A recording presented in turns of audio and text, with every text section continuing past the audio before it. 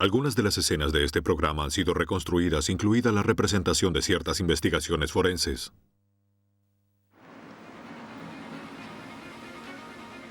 ...765 código 6.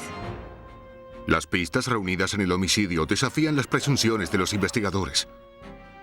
La evidencia los obliga a buscar al asesino en el lugar menos pensado. Un cuerpo imposible de identificar es abandonado en una autopista de Texas. Los investigadores deberán recorrer un largo camino antes de reunir las pistas suficientes para atrapar al asesino. Una mujer joven desaparece.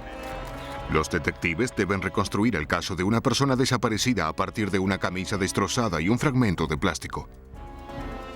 Los grandes crímenes muchas veces son esclarecidos a partir de los indicios más pequeños. Todos los criminales se llevan u olvidan algo en la escena del crimen.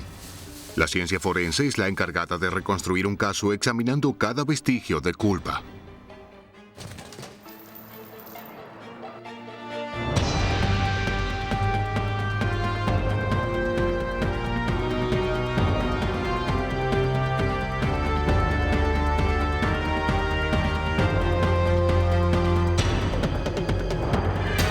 Los nuevos detectives.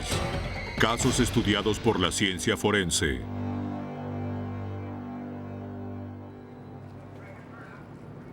Hoy, vestigios de culpa. Al nordeste de Atlanta se encuentra la ciudad de Sugar Hill, Georgia. Una pequeña urbe de unos 5.000 habitantes, pero que se vio envuelta en los problemas de una gran ciudad.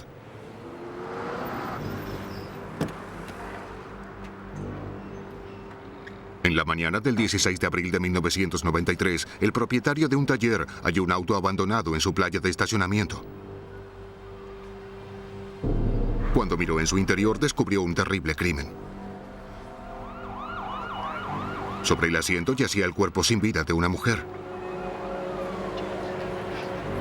Oficiales del Departamento de Policía del Condado de Gwinnett se hicieron presentes.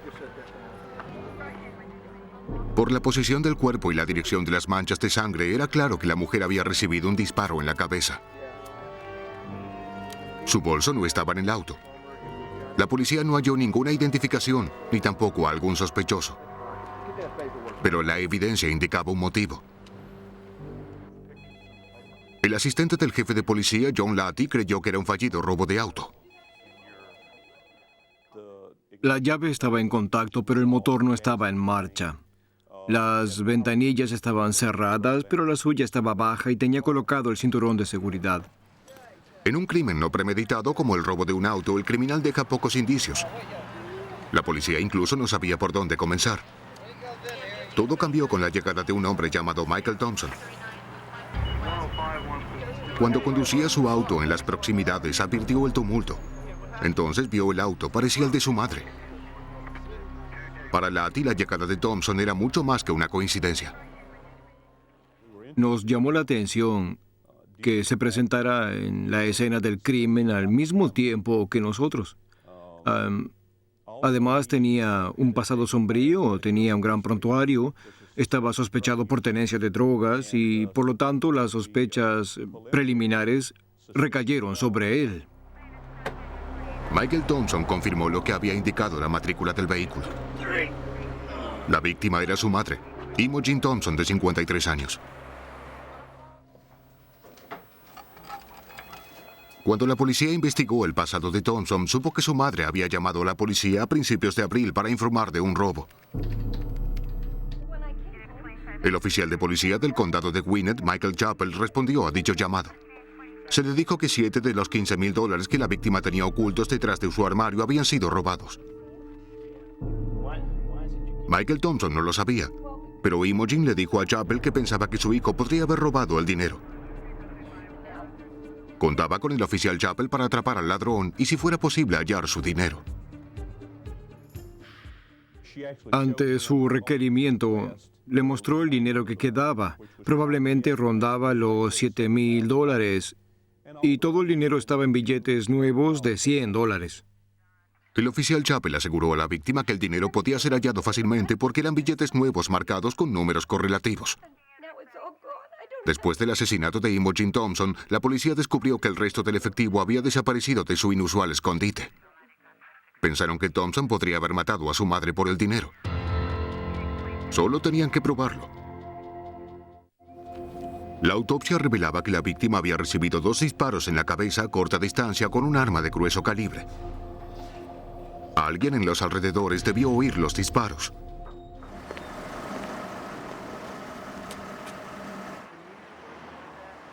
La policía colocó barricadas para interrogar a los conductores sobre lo que recordaban de la noche anterior. Hallaron un inusitado número de testigos potenciales. Imogen Thompson había sido asesinada el 15 de abril. Suele haber mucho tránsito en las inmediaciones de la escena del crimen. Muchos de ellos lo recuerdan porque el tránsito era muy lento y dijeron haber advertido un vehículo detrás del de la víctima. Todos ellos afirmaron que parecía ser un vehículo de la policía. No solo era un patrullero, sino que era uno de los patrulleros de la policía del condado. ¿Era un tipo específico de auto? Se trataba de un patrullero, sin duda. Podíamos entonces determinar que era uno de los nuestros. Los testigos situaban el auto de policía en la escena del crimen entre las 9:30 y las 10:30 de la noche. Muchos dijeron ver cómo el auto de la víctima se había apartado de la carretera. Esa inquietante revelación alejaba las sospechas del hijo de la víctima. A medida que se presentaban más testigos, la policía tuvo que considerar la terrible posibilidad de que el asesino era uno de los suyos. Comenzó la investigación en el departamento. Los detectives sabían que el oficial Michael Chappell había respondido a la denuncia de robo de la víctima 2 semanas antes. Cuando el jefe Lati buscó el informe de Chappell, no pudieron hallarlo. Chappell fue interrogado al respecto. La razón de no haber archivado el informe del robo parecía creíble. Por supuesto, él explicó que era un caso ordinario y que no había querido molestarlo con un informe escrito. Entonces le dije que sería mejor recoger la información. Mientras Chappell preparaba el informe atrasado, los detectives interrogaron a las amigas de la víctima. Dijeron que a Imogen le había conmovido el interés personal del oficial Chappell por su robo. En el transcurso de las conversaciones con sus amigas, también supimos que les había dicho que el oficial Chappell estaba preocupado por ella y que había advertido que la seguía en varias ocasiones. Creía que estaba preocupado y que cuidaba de ella. Para los detectives comenzaba a verse como si el ángel guardián albergara en el corazón sus propios intereses. Pero no tenían evidencia que apoyara esta teoría. Chappell tenía una coartada para el momento del asesinato. Dijo haber ido a la estación de bomberos a ver televisión entre las 8 y las 10:30 de la noche. Sin embargo, los interrogatorios en la estación de bomberos no mitigaron las sospechas. Sus amigos coincidían en que Chappell se había hecho presente en la noche del 15, pero no podían asegurar a qué hora se había ido. La coartada de Chappell era poco consistente. Incluso parecía haber tenido la oportunidad de cometer el crimen.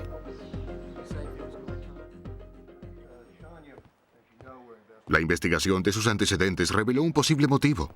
Antes del asesinato, Chappell estaba sumamente endeudado. Después del asesinato, los acreedores le dijeron a la policía que había pagado lo que les debía con crujientes billetes de $100. Pero esto nunca fue suficiente para convencer a uno de los hombres más puntillosos del condado de Gwinnett. Los detectives necesitaban más pruebas para proceder a su arresto. Debían tener la absoluta certeza. Los investigadores pronto supieron que la víctima pudo haber hallado su muerte en una cita. Tuvimos una entrevista con una de las amigas íntimas de la víctima y esta última le había mencionado que debía encontrarse con el oficial Chappell esa misma noche, quien le había dicho que llevara su dinero porque había recuperado parte de él y así podría comparar los números de serie para poder recuperar el resto. ¿Mató el oficial Michael Chappell a Imogen Thompson a sangre fría? Para averiguarlo, se ejecutaron órdenes de registro del casillero y la cajuela de su patrullero. Las pertenencias de Chappell fueron ingresadas como evidencia y examinadas detenidamente.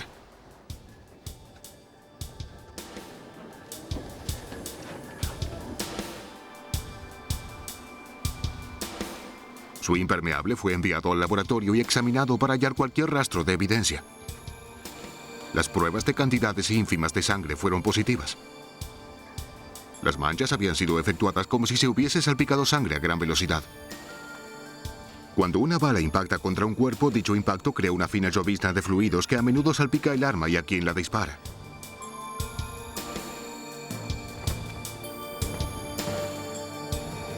Mientras tanto, la vista aguda de la encargada de un lavadero de autos proporcionó a los detectives otra pista.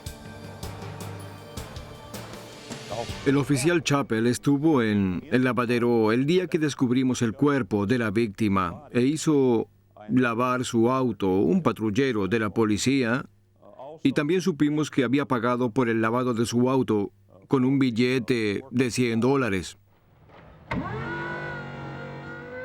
Su patrullero fue llevado al laboratorio para examinarlo en busca de cualquier evidencia potencial que el lavado no hubiese quitado.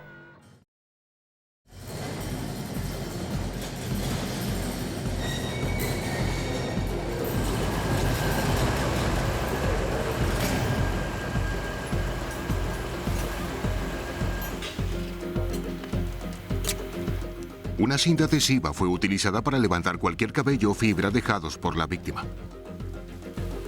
Una mancha en el tapizado requería una inspección más detallada. Jennifer Archer, de la Oficina de Investigaciones de Serología y Unidad de ADN de Georgia, había comenzado con ventaja su trabajo. Cuando recibí la llamada del departamento de policía, ellos indicaron que habían efectuado una prueba llamada luminal. Esta prueba indicó que existía una posibilidad de que hubiera una mancha de sangre en el apoyabrazos del asiento del patrullero. Archer analizó una muestra del apoyabrazos para ver si la mancha era realmente de sangre.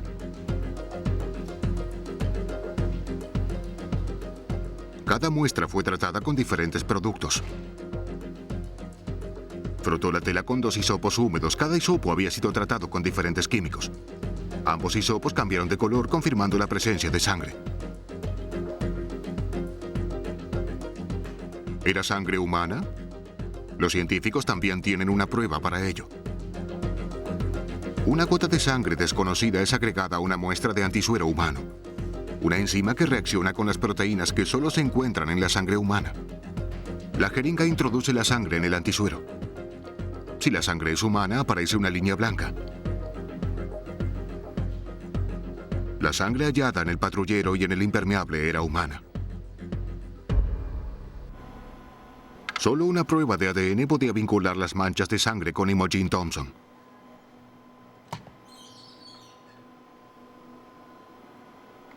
La sangre fue colocada en un medio gelatinoso y sometida a una prueba RFLP. En este proceso, una moderada corriente eléctrica separa los fragmentos más largos y más cortos de ADN dentro del patrón genético del donante.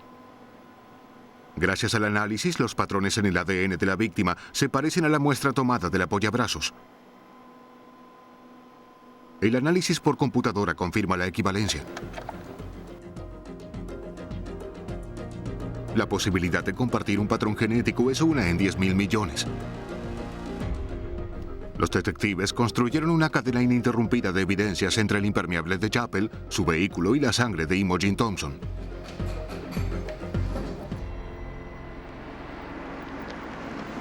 Con la evidencia de la ciencia forense, se aclaran los eventos que conducen al asesino. El 15 de abril, Chappell arregló un encuentro con la víctima para robarle el dinero que había dejado el ladrón.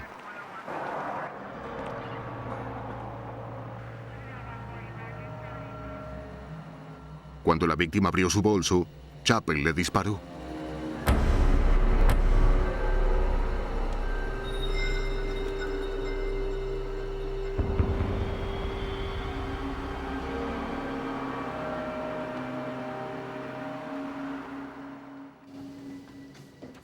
La mayor parte de la evidencia incriminatoria en el abrigo y en el patrullero era apenas perceptible a simple vista. Pero la ciencia forense presentó estos vestigios como prueba ante la corte. Realmente la única pieza clave de la evidencia fue la prueba de ADN.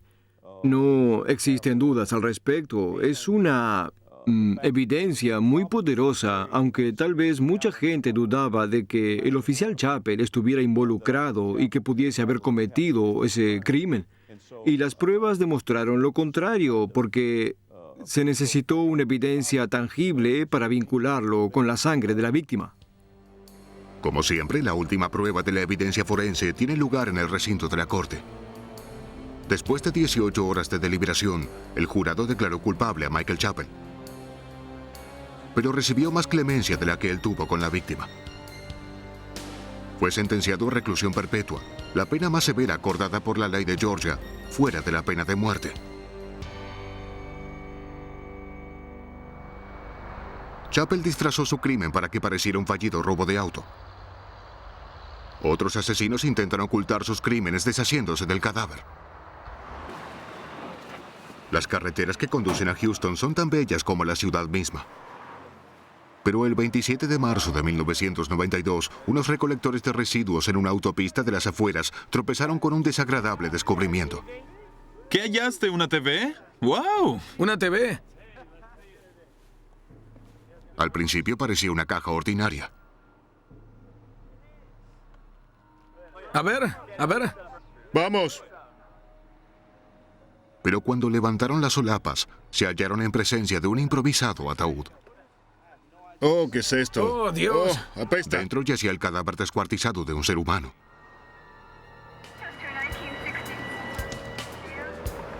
La División Homicidios del Departamento de Policía de Houston envió una unidad forense al lugar. Los técnicos registraron el borde de la carretera en busca de evidencia. La víctima llevaba muerta varias horas. Descuartizar el cuerpo pudo derramar mucha sangre. Pero ni una gota de sangre o cualquier otro indicio fueron descubiertos en los alrededores. El sargento Mike Peters creía más en la evidencia dejada en cualquier otro lugar. No se trataba de la verdadera escena del crimen, solo fue el lugar donde la víctima fue depositada por el asesino después de haber cometido el crimen. La policía dependía del contenido de la caja para llegar al asesino. Además del cuerpo, no contenía mucho más. Solo una vieja manta.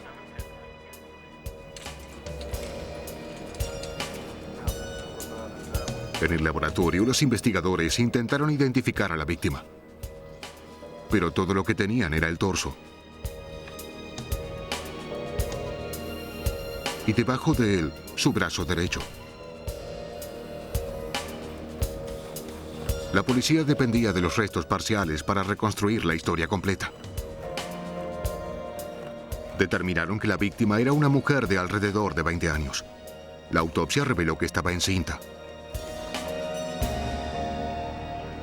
Los investigadores intentaron confrontar sus impresiones dactilares, pero no estaban registradas. El sargento Peters esperaba tener mejor suerte con los informes de personas desaparecidas. Solo la noche anterior, la policía había recibido la denuncia de un hombre llamado Oscar Reyes. Dijo que su esposa, Cecilia, no había regresado de su trabajo en una tienda de licores. La policía halló a Reyes y a la compañera de trabajo de su esposa repartiendo volantes con la foto de la desaparecida. Oscar Reyes pudo identificar el torso de su esposa por una cicatriz quirúrgica en su cuello. Su esposa había sido hallada, pero su asesino aún estaba suelto. Fue el lunes pasado, por la mañana. ¿Sabe cuál pudo haber sido el motivo? Los investigadores tenían que considerar la posibilidad de que Oscar Reyes hubiera asesinado a su esposa. Los detectives lo interrogaron y registraron su casa en busca de signos de violencia. Si Cecilia Reyes hubiera sido asesinada allí, habrían hallado una gran cantidad de sangre. Nada fue detectado. Con Oscar Reyes fuera de la lista de sospechosos, los investigadores tenían que hallar otras pistas. Hola, ¿cómo está? Fueron a la tienda donde trabajaba Cecilia. Necesito hacerle unas preguntas. El encargado dijo que la vio por última vez la noche anterior cuando regresaba a su hogar.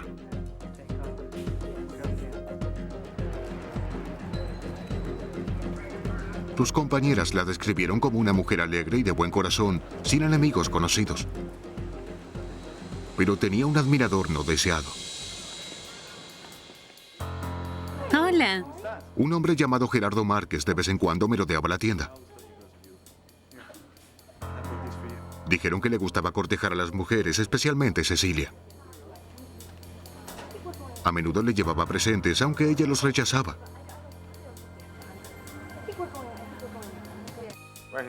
La policía hizo una visita a Gerardo Márquez, que vivía a pocos kilómetros de la tienda de licores.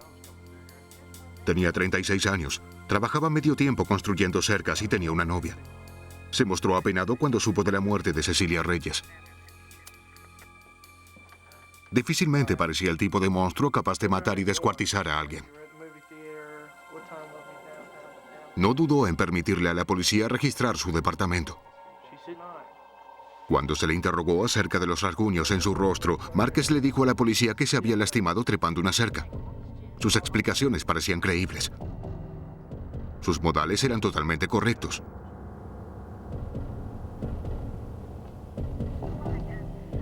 Luego se hallaron rastros de sangre en el lavabo del baño. Márquez dijo que se había cortado. Los detectives llegaron a la conclusión de que si el cuerpo hubiera sido descuartizado aquí, mucha más sangre debería haber sido derramada. La identidad del asesino y la escena original del crimen seguían siendo un misterio.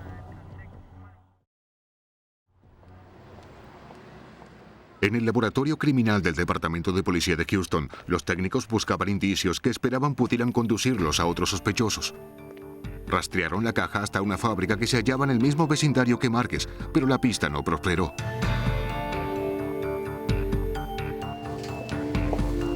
La atención se centró en la manta en la que había sido envuelta la víctima. Aunque libre de sangre, podía esconder otras pistas.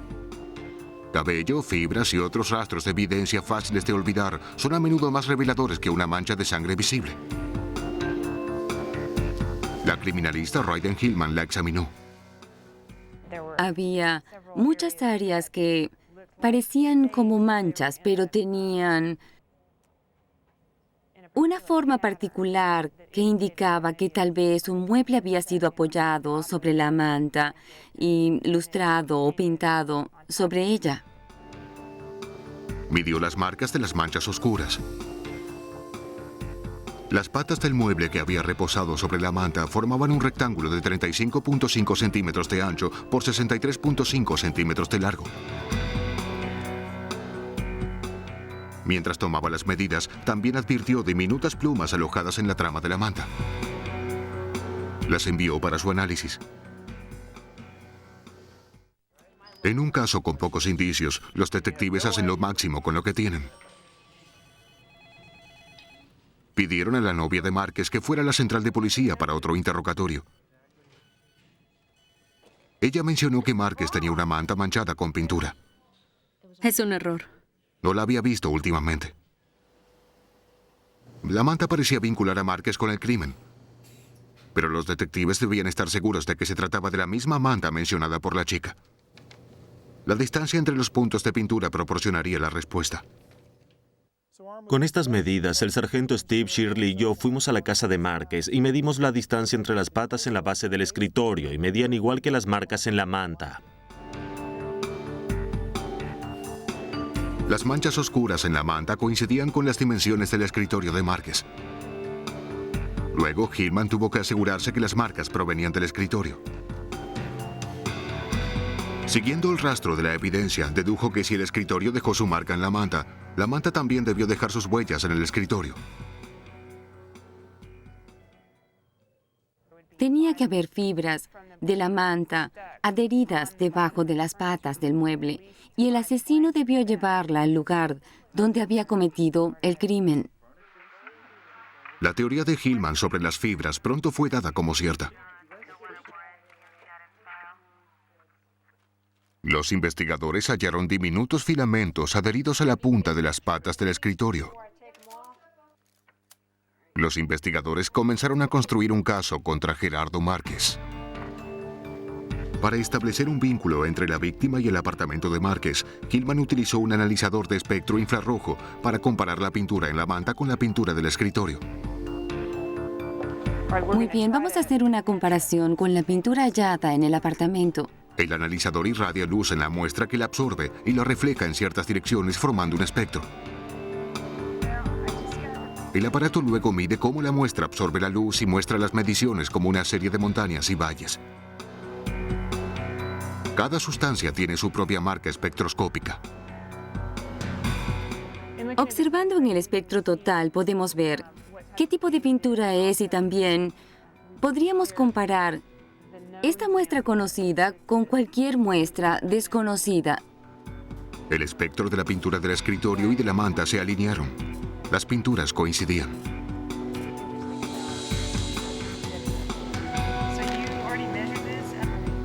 Hillman y el sargento Peters compararon las fibras del escritorio con las de la manta.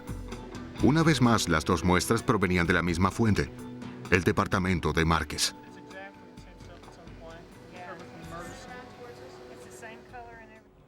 Tenía que responder algunas preguntas sobre por qué aquella manta, que estaba obviamente vinculada con la víctima, estaba ahora relacionada con su apartamento. Basándose en la información del laboratorio, los detectives creían haber hallado a su hombre. Regresaron a la casa de Márquez. Siguió cooperando y dejó en claro que estaba ansioso de que la policía resolviera el caso.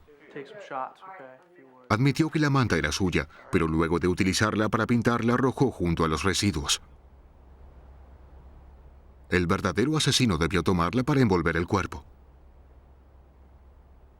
La explicación era conveniente e irrefutable. Pero los investigadores tenían aún trabajo por hacer. Volvieron a examinar el baño utilizando leucomalaquita, un químico que hace brillar los restos de sangre. Iluminó sangre en la cortina de la ducha. Esas manchas no debieron ser el producto de un corte menor. Pero nuevamente Márquez tenía una explicación conveniente. Afirmó que mataba a sus pollos en la tina. Aquí es donde guardo los pollos. El freezer contenía la prueba y la probable fuente de las plumas que Hillman halló en la manta. Mientras estaban en la cocina, Márquez ofreció algo de comer a los investigadores.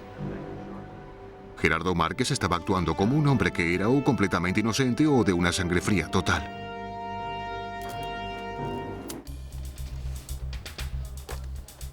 Dado que la policía buscaba al asesino de Cecilia Reyes, depositaron sus esperanzas en la evidencia de sangre hallada en el departamento de Gerardo Márquez. Márquez le había dicho a la policía que la sangre hallada en la cortina de la ducha era sangre de pollo. El laboratorio determinaría si Márquez estaba diciendo la verdad.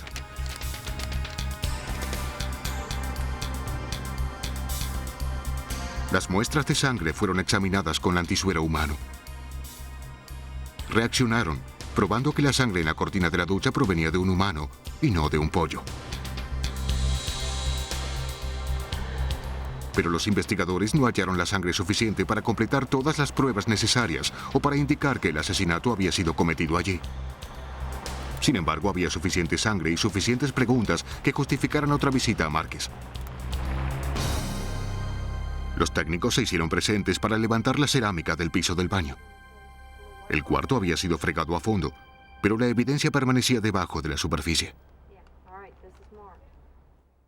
Era evidente que había habido mucha sangre, la suficiente como para penetrar por debajo de las cerámicas del piso.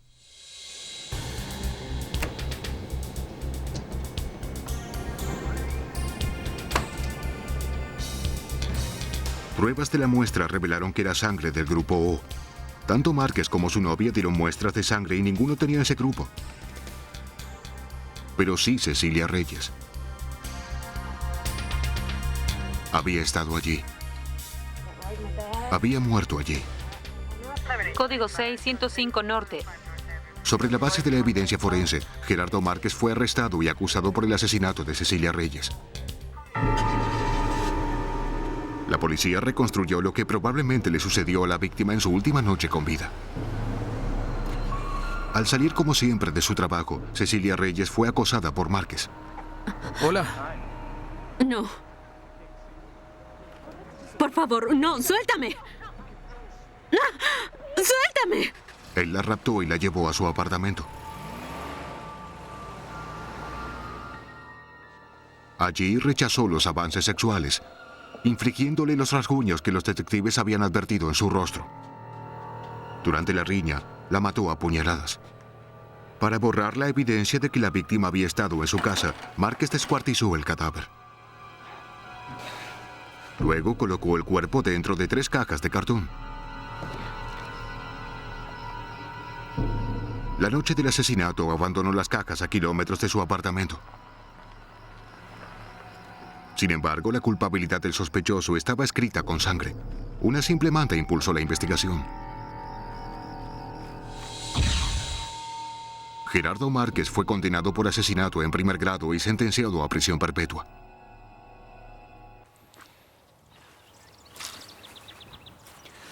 A menudo los asesinatos más intrincados son resueltos con las pistas más simples. La cuestión es saber dónde buscar y cómo utilizarlas. Muchos casos de homicidio comienzan con un cadáver. Este comenzó con una observación fortuita. Una camisa rasgada, oculta en el césped y una mancha oscura en el pavimento que podría ser sangre. Cuando el oficial Kenny Corcoran los advirtió un domingo después del desayuno, en una carretera en Tangipahoa Parish, Luisiana, supo qué hacer. Llamar al detective Chester Prickett. ¿Es lo que hay, Chester? ¿Sangre en el pavimento o tenemos la marca de un auto?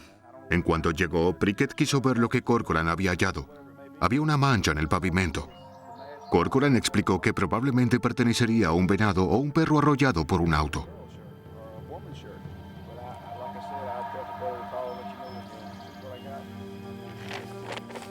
La camisa rasgada era un poco más difícil de explicar.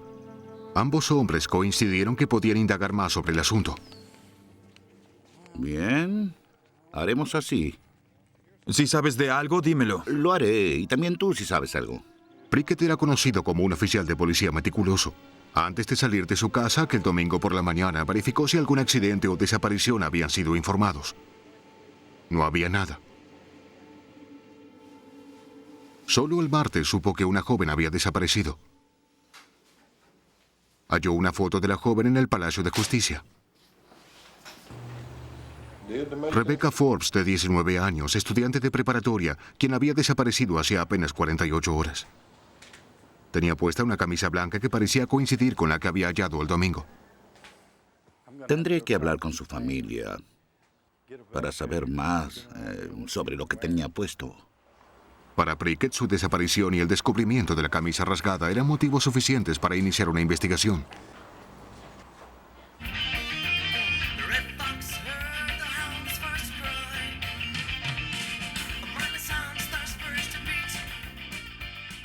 ...6:30 de la tarde, sábado 28 de abril de 1990. En su casa de Dedham, Luisiana, Rebecca Forbes se preparaba para asistir al festival italiano en Independence. ¡Hey! Adiós, mamá. ¿A dónde vas? Esa fue la última vez que vio a su hija con vida. ¿Con quién? En realidad iré con unas amigas. En el festival, Rebecca conoció a un joven. Hablaron, bailaron y estaban aún juntos cuando los amigos de Rebecca le perdieron el rastro. Nadie de ellos recuerda haber oído su nombre, pero Prickett esperaba que con ayuda de la policía estuvieran en condiciones de identificarlo. Uno de los amigos de Rebecca identificó el rostro del hombre en los archivos policiales. Su nombre era Kelly Drott. Con solo 20 años era conocido por causar problemas. Había sido arrestado más de una vez por robo de vivienda. En tanto, Prickett interrogaría a Drott para verificar su versión de los acontecimientos en el festival. Antes esperaba tener el informe sobre la camisa que Kenny Corcoran había hallado. En el laboratorio criminal de Luisiana, Prickett entregó la camisa a los forenses George Skiro y Pat Lane.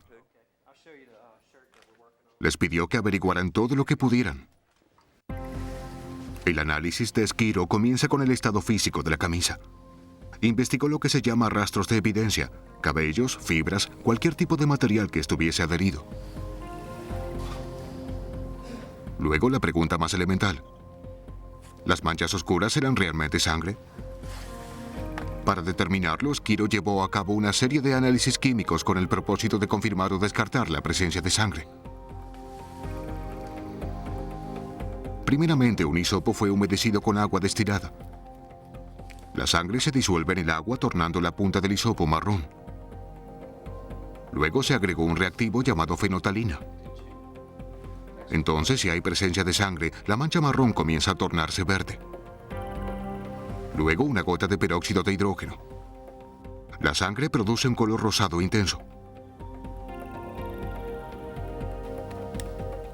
Finalmente, Skiro llevó a cabo una prueba para confirmar su diagnóstico.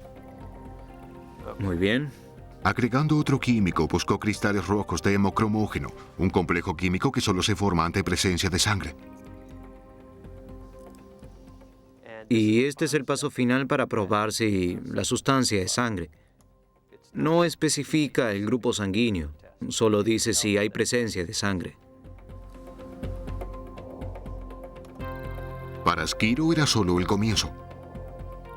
Tendría que efectuar análisis más complejos. ¿La sangre hallada era humana o animal? Y si era humana, ¿a quién pertenecía? La obtención de respuestas urgía a medida que avanzaba la investigación. Mientras tanto, Prickett regresó a la carretera Smiling Acres, que fue declarada escenario del crimen. Sus hombres revisaron el piso en busca de algo. Cualquier cosa insignificante podía constituir una pista. Recogimos colillas de cigarrillos. La existencia de saliva en las colillas puede ser de ayuda. Hallamos un par de latas de cerveza y una botella que también puede servirnos. Y hallaron esto, una diminuta pieza de plástico transparente. Voy a remitir esto y otros efectos al laboratorio para ver si pueden hacer algo con ellos. ¿Era el fragmento de plástico solo un residuo o constituía una pista? Pasarían muchas semanas antes de que surgiera su verdadero significado. Creo que tengo una buena información. El viernes 4 de mayo, 6 días después de la desaparición de Rebecca Forbes, el detective Chester Prickett finalmente halló al sospechoso Kelly Drodd. ¿Tuvo simplemente un breve encuentro con Rebecca o sabía más de lo que estaba preparado para declarar? Drodd admitió haber conocido a Rebecca. Ella le había pedido un cigarrillo. Bailaron. Alrededor de las 10 desapareció en la multitud y dijo que fue la última vez que la vio.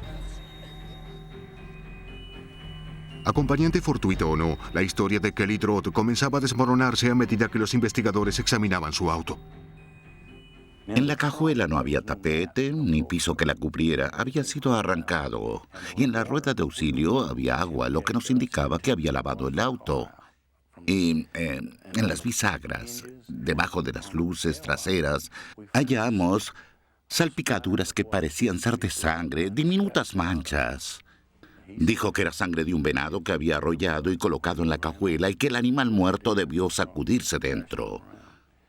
Eso no tenía mucho sentido.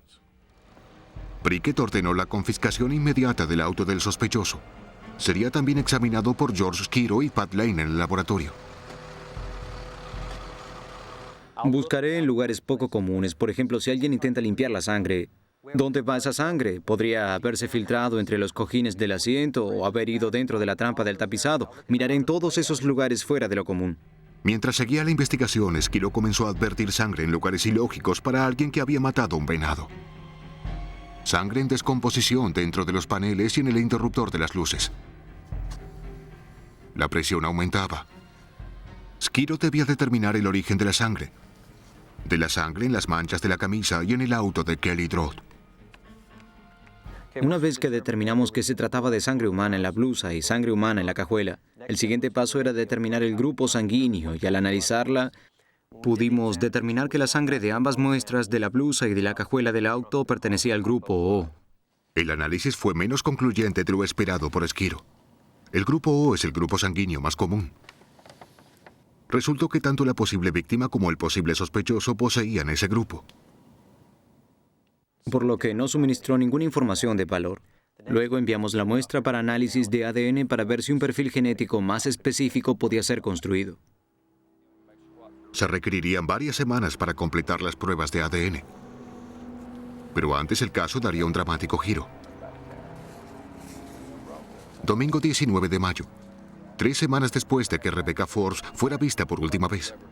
2 hombres que cazaban a orillas del río Tangipahoa tropezaron con un cuerpo en estado de descomposición. Por la forma en que este caso comenzó, era un misterio. Se habían hallado algunas ropas ensangrentadas en medio de la carretera. Lo siguiente fue hallar un vehículo que tenía sangre en su interior, supuestamente de venado, pero probamos que era sangre humana. Y lo último que necesitábamos para terminar de reconstruir este caso era hallar el cuerpo que pudiera vincular todos estos diferentes datos. Gene Screen, uno de los laboratorios de análisis más sofisticados de los Estados Unidos, era fundamental para conectar los elementos del caso Rebecca Forbes. El laboratorio criminal estatal había identificado la sangre perteneciente al grupo tanto de Rebecca como de Kelly Drott. Gene Screen debía profundizar dichos análisis. En nuestras células todos poseemos un código genético único e individual. Gene Screen se especializa en analizar el tejido sanguíneo para revelar su ADN. Se envió al laboratorio la sangre hallada en la cajuela de Kelly Drott y la sangre en la blusa. El laboratorio también recibió material del cuerpo en descomposición de Rebecca Forbes. Bob Shields, director de Gene Screen. El ADN es una herramienta muy útil en la ciencia forense. Es útil porque es sumamente discriminatoria en la identificación de individuos.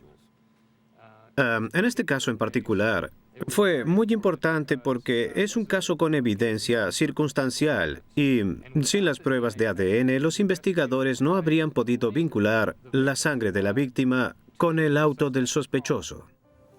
Cuando estuvieron listos los resultados de las pruebas, no pudieron ser más claros. Judy Floyd, científica de Gene Screen, lo explica. El ADN nos dijo que, en efecto, la sangre de la blusa pertenecía a Rebecca Forbes. Pudimos afirmarlo con un alto grado de certeza. La sangre en la parte posterior del auto del señor Drott era también probablemente de Rebecca Forbes, la víctima.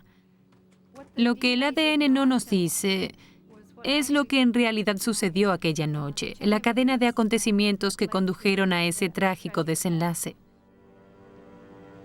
Una pieza final de evidencia consolidó el caso contra Kelly Drott.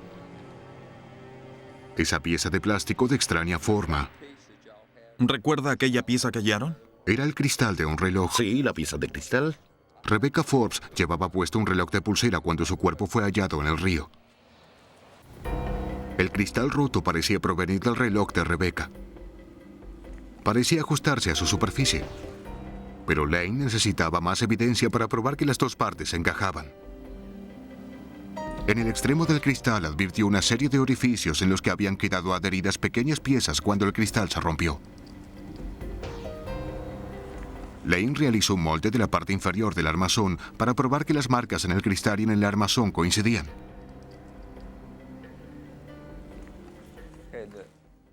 Bien, en la pieza que vemos ahora a la derecha, encontraremos orificios microscópicos producidos por la superficie del reloj. Más específicamente la zona del armazón, donde el cristal en realidad debió estar adherido dentro y sobre el reloj. Ahora Lane podía efectuar una comparación detallada entre las muescas alrededor del borde del cristal y los fragmentos del plástico aún atrapados en el armazón del reloj. Dicha pieza de cristal coincidía con los pequeños cortes imperfectos que estaban adheridos en las marcas a lo largo del borde y realmente parecía ser una fractura que correspondía a dicho cristal. Con la última pieza de la evidencia en su lugar, los investigadores estaban en posición de reconstruir lo sucedido aquella noche en el festival italiano. Rebecca conoció a Kelly y bailó con él. Alrededor de la medianoche la llevó a dar un paseo en auto. Se detuvieron en la carretera Smiley Acres, donde riñeron. Enfurecido, Kelly Drott mató a Rebecca Forbes. En este caso, obviamente la víctima murió, no puede hablar. El sospechoso no sabemos si dice la verdad cuando habla. La evidencia física no miente. Tiene la facultad de decirnos que algo sucedió en ese preciso instante en que la víctima murió. No necesariamente nos dará toda la secuencia de los acontecimientos, pero nos permite al menos evaluar el momento particular en que ocurrió el hecho. Entonces, puede oponerse a la declaración hecha por el sospechoso.